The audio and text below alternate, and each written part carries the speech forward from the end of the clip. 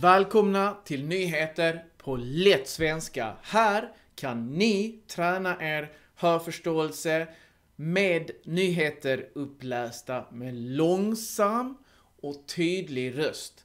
Dessutom har ni bilder som hjälper er att förstå nyheterna bättre, plus ordlista och 2 frågor till varje nyhet. Och ni hittar svaret på frågorna längst ner under filmen i filmbeskrivningen. Glöm inte att sätta på undertexter på svenska eller på ert hemspråk.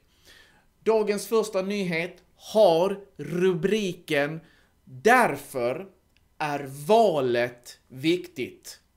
Och vår ordlista har vi val. Det är när människor väljer en ledare, presidentval. Man väljer president i USA. Invandring, det är när personer flyttar till ett land. Då är det invandring.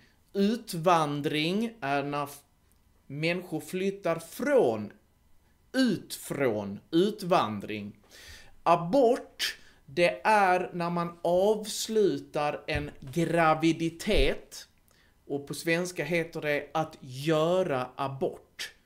Ekonomi, där hur pengar och resurser används i ett land.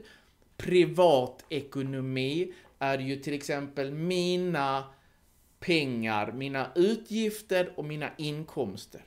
En kris, det är en allvarlig och svår situation. Militär, det är försvarsstyrkor som skyddar ett land. I alla fall borde det ju vara så att vi har militär för att skydda, inte för att attackera eller anfalla. Och NATO, det är en militär allians mellan olika länder för att skydda. Okej? Då kommer vi till första nyheten.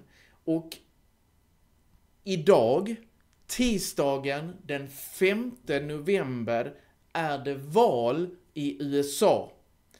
Där folket ska välja en president. De 2 som har möjlighet att bli president är Donald Trump och Kamala Harris. Båda på bilden här har diskuterat sina politiska visioner, vilken politik de tänker driva om de vinner.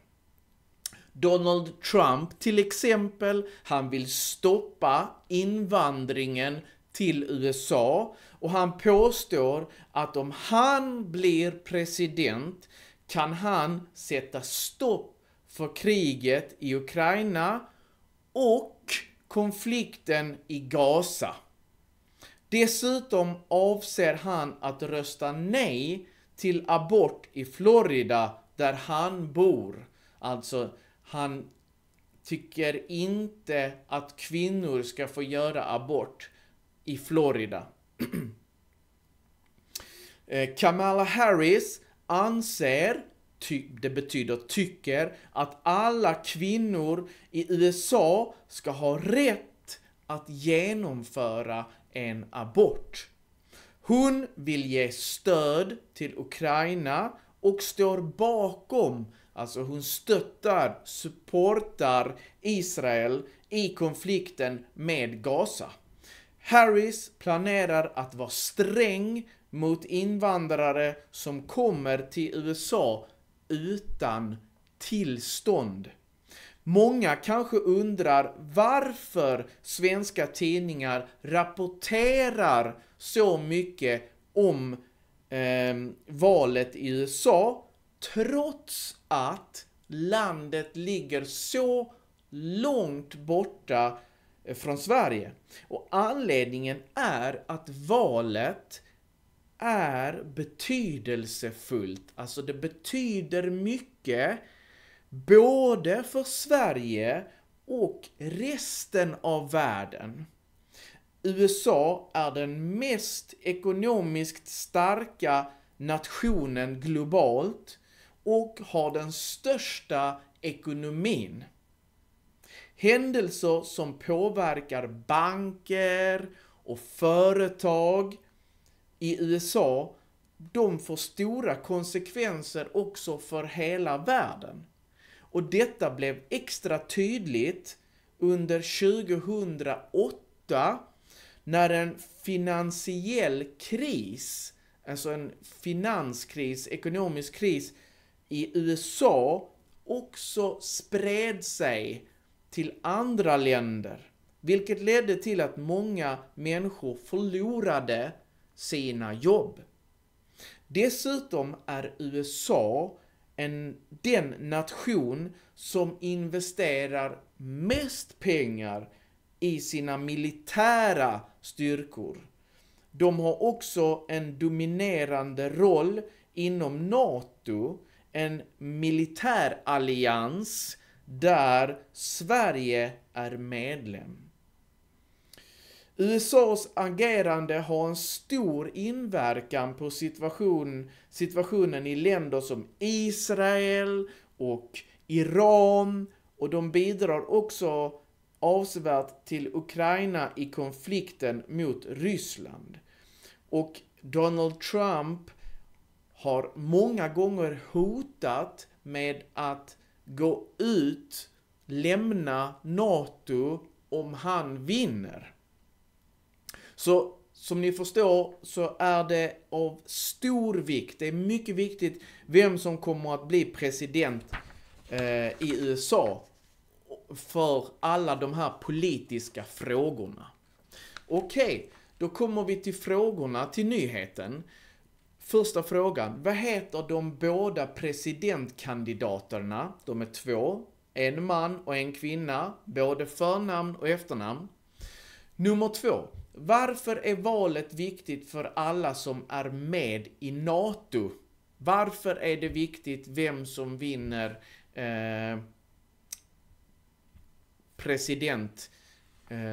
vem som blir president i USA? Varför är det viktigt? Okej, då går vi vidare till nästa nyhet. Och den handlar om att barn äter för mycket kött och godis. Om vi tittar på ordlistan så har vi en undersökning. Det är en studie för att ta reda på fakta. Livsmedelsverket, det är en myndighet som arbetar med mat och hälsa i Sverige. Kost, det är ett annat ord för mat, den maten som vi äter. Socker, det är ett typ av sött ämne som finns i godis och drycker, och ketchup finns det mycket i. Chark, det är köttprodukter som till exempel korv som flickan på bilden här äter. Frukt och grönsaker, det är nyttiga livsmedel som kommer från växter och är bra för hälsan. Deltagit betyder ha varit med i något, till exempel en undersökning. Hälsosamt är något som är bra för kroppen och för hälsan. Andra nyheten lyder så här. Småbarn verkar äta något bättre mat nu jämfört med för 20 år sedan, med en ökning av frukt och grönsaker i kosten. Det är bra. Men de äter fortfarande för mycket kött och socker. Detta framgår av en undersökning från Livsmedelsverket där experter har granskat, alltså undersökt, tittat, tagit reda på fakta vad 4-åringar äter. Totalt har fler än 1800 familjer deltagit i studien. Många barn äter frukt och grönsaker dagligen. Dock konsumerar hälften av 4-åringarna för mycket socker. Trots detta har intaget av godis, saft och snacks minskat jämfört med barn som var 4 år för 2 decennier sedan. Och 2 decennier sedan, det är samma som 20 år sedan. Undersökningen inkluderade också barn på 1,5 år. Resultatet visade att både barnen som var 1,5 och barnen som var 4 år äter mer kött och skärprodukter än vad som anses vara hälsosamt. Särskilt när det gäller korv. Många barn älskar äta korv tydligen. Då kommer vi till frågorna. Fråga 3. Hur många familjer har deltagit i den här studien? Och fråga 4. Äter 4-åringar mer godis och dricker mer läsk nu än vad de gjorde för 20 år sedan? Ja eller nej? Innan vi går vidare till sista nyheten så vill jag stolt presentera att jag är klar med min studieplanerare för svenska som andraspråk. Här har jag skrivit ner de viktigaste grammatikreglerna tillsammans med grammatikövningar som ni kan träna svenska, mina bästa studietekniktips. Ni får 21 skrivuppgifter där ni kan träna er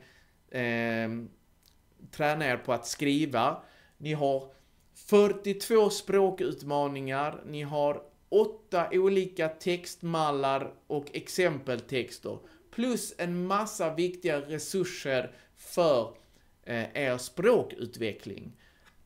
Bara 119, klicka på länken uppe så kommer ni till min webbshop så kan ni ladda ner studieplaneraren.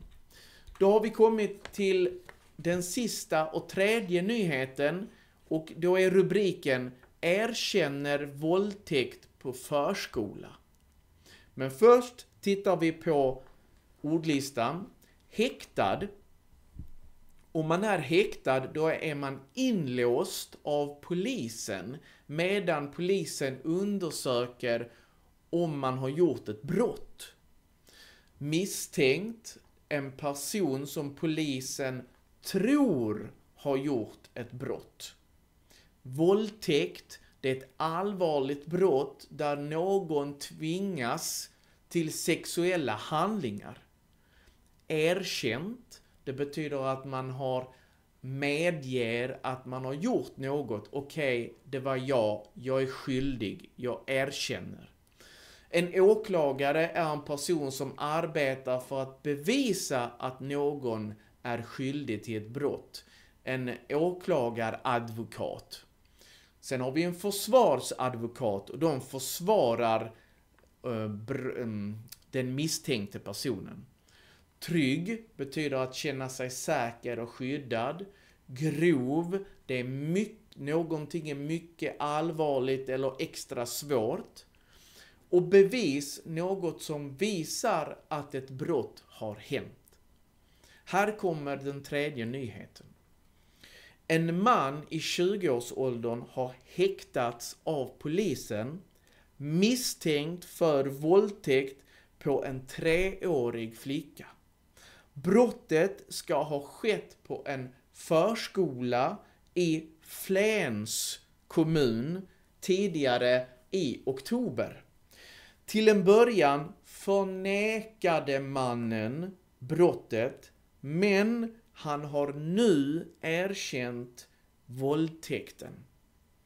Flickan berättade vad som hade hänt när hon blev hämtad på förskolan och delade sin berättelse även med andra vuxna och personal på förskolan.